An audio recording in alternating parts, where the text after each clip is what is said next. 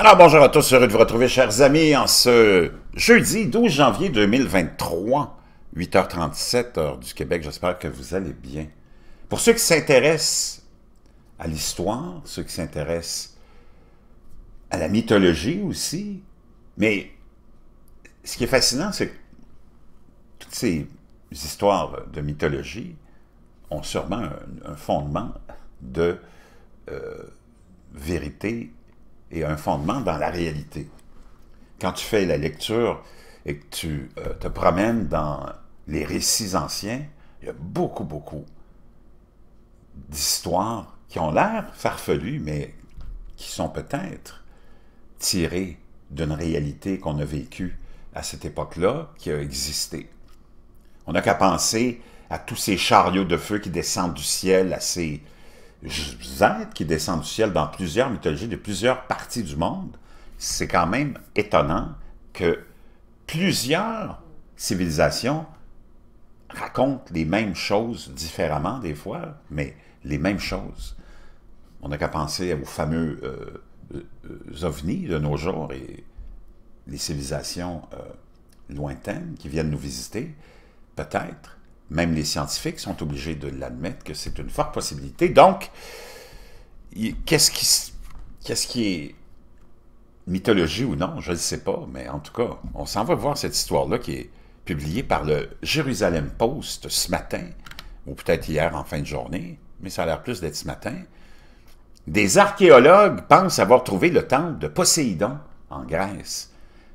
La zone où les restes ont été trouvés est sujette au tsunami, ce qui aurait du sens car Poséidon est le dieu des tsunamis.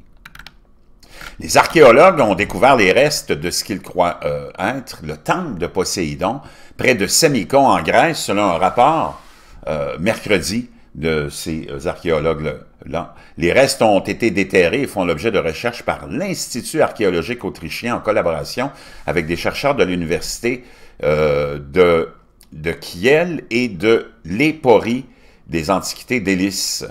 L'endroit où les restes ont été trouvés correspond à la zone mentionnée par l'historien grec Strabon, qui a décrit le sanctuaire il y a environ 2000 ans. Pourquoi les chercheurs pensent-ils que c'est le temple de Poséidon? J'ouvre une parenthèse ici.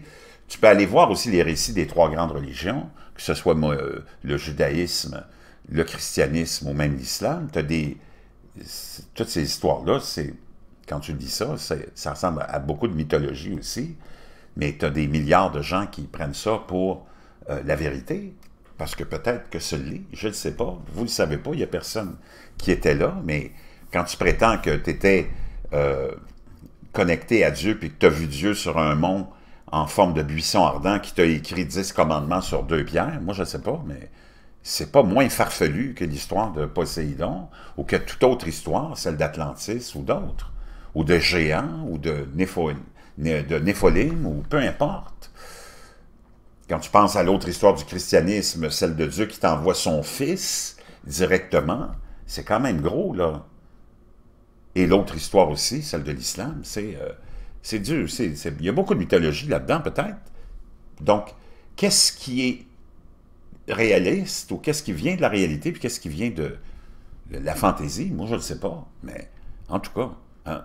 La région qui se trouve près de la côte du Péloponnèse est connue pour avoir été frappée par de multiples tsunamis à l'époque préhistorique et historique.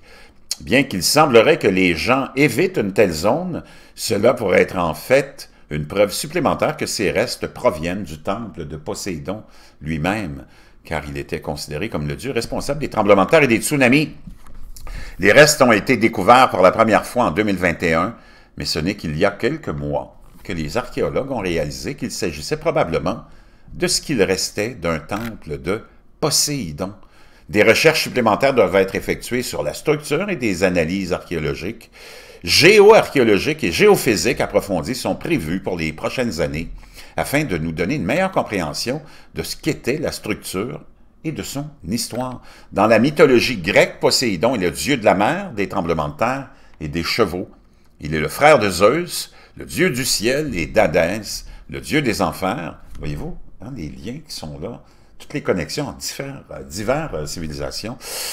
Et les trois sont considérés comme les plus grands dieux des 12 principaux dieux grecs. Il est traditionnellement représenté par avec un trident qui aurait été utilisé pour canaliser ses pouvoirs. On le voit ici sur l'image. Donc, chers amis, quand même, très intéressant. Je laisse ça dans la boîte de description.